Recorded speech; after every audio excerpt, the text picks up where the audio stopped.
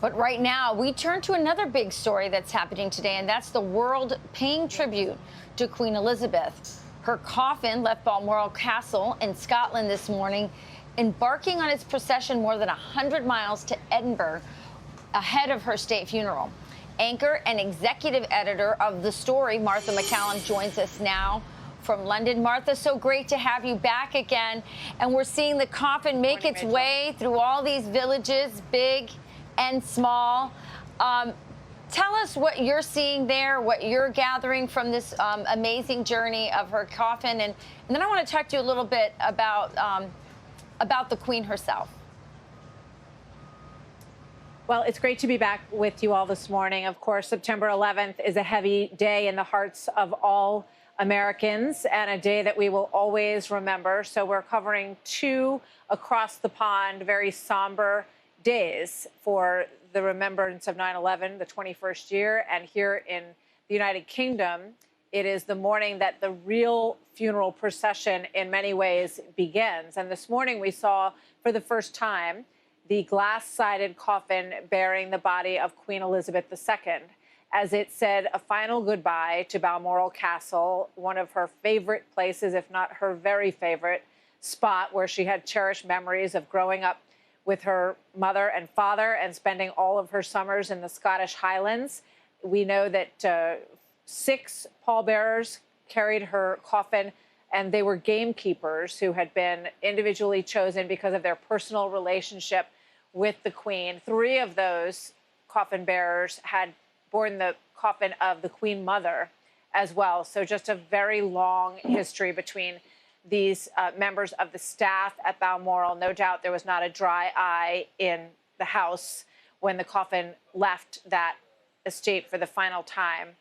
And now it's winding its way through a 6-hour, 175-mile journey through Aberdeenshire, through Dundee, all along the river, and it will eventually make its way to Edinburgh, where it will lie in rest at St. Giles, at first at Holyrood Palace, which is the royal residence in Edinburgh, and then it will be carried from there to St. Giles for a service that will take place so that the people of Scotland can be the first, and fittingly so in many ways, to begin the process of mourning for Queen Elizabeth II, Rachel. Yeah, I mean, the images are remarkable. I mean, how many people are lined up just to see this, the car and the coffin pass by? It says a lot about her, and it's, you know, I've been taking it all in, Martha, and just really believe that it is about the crown, but maybe less about the crown and so much more about who she was, her character specifically.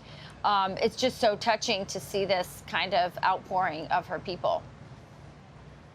It really is, and I think it's these aerial shots that we're getting this morning are just spectacular. The sun is shining all through the Scottish Highlands as the hearse weaves its way through these lovely towns. And this was really a place where she could get away, where she could go into the village and shop with members of her family and walk in the hills completely on her own and be safe and get out into the countryside. She really was a country girl at heart. She loved horses and dogs and the mountains. And she had been having dinner on Monday, I believe, with Lady Sarah Chatto, who's her sister, Princess Margaret's daughter, and some others, and, you know, talking about the stag season and the hunting season in the Highlands and all the things that she truly loves. So I think this is a very fitting way for her to begin this journey. Martha, and these people were her neighbors. Sorry to cut you off, Martha. Friends.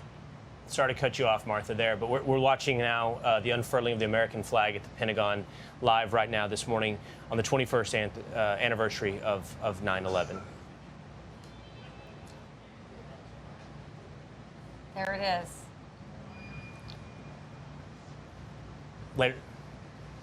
All right, Martha, thank you so much for taking us through what's happening over there in the United Kingdom. We'll be checking in with you throughout the morning as well. We will also be talking about not just what happened here in New York City, but what happened in Washington, D.C. as we see that flag unfurled there at the Pentagon. Absolutely. We'll be checking back with Martha as well. I'm Steve Doocy. I'm Brian Kilmeade. And I'm Ainsley Earhart. And click here to subscribe to the Fox News YouTube page to catch our hottest interviews and most compelling analysis.